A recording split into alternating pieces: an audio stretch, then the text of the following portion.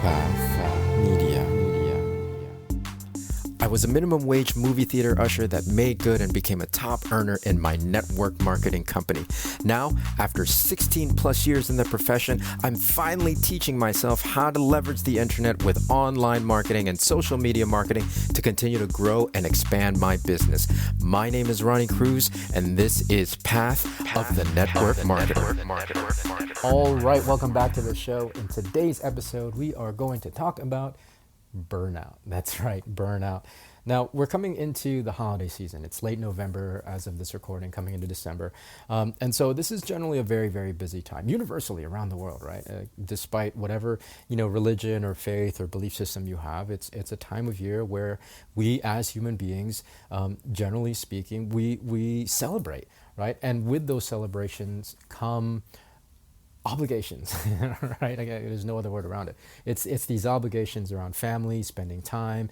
We have to get gifts. We got to do the dinner things. Thanksgiving just happened here in the U.S. So there's lots of activities and obligations that we normally wouldn't have, at any other time in the year.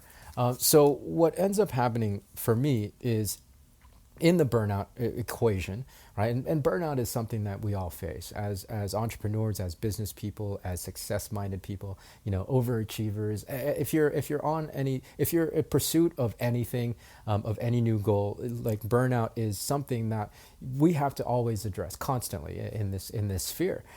So I wanted to have this conversation in the context of obligation versus desire, because for me, and again, like, I don't mean to just point out that the holiday season is an obligation, right? Like that's a stressful obligation, and that people don't enjoy it. Many people, I would hope that most people enjoy the holidays. It does, however, mean different things to different people. But obligations in general, I think, can really create an imbalance in our lives that contributes to burnout. The reason I say this is because for me, an obligation is in this context is something that we feel like we have to do, but we don't actually want to do, right? Now, of course, we have obligations to our family to make sure we take care of them, put food on the table, roof over their heads, and things like that. We have to meet those kind of basic fundamental needs, and I consider those obligations as well. And we do those happily. We do those with pride and joy, and of course, a lot of us who are entrepreneurs, that's the reason why we build the things that we build in the first place. However, there are those other obligations that are just kind of like, that if you have other obligations in your life, that you feel like you're just going through the motions because you're obliged to do it, then you really have to kind of question that, right?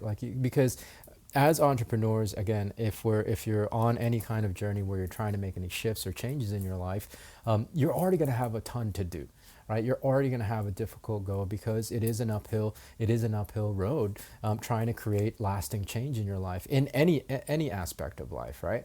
And to have to stack on top of that obligations that aren't necessarily needed, aren't necessity, but you feel obligated to do it out of some sense of whatever, like connection, family, et cetera, then you might want to really reconsider those obligations.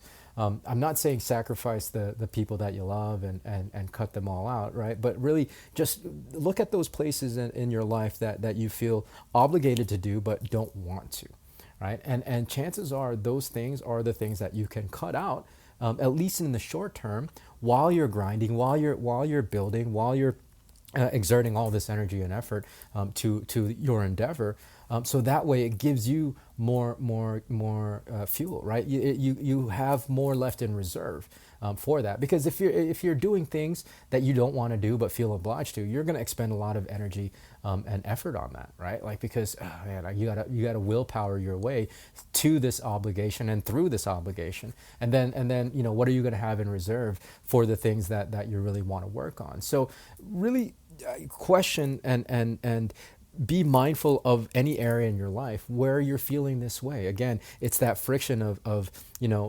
not wanting to do a thing, but feeling obligated to do it.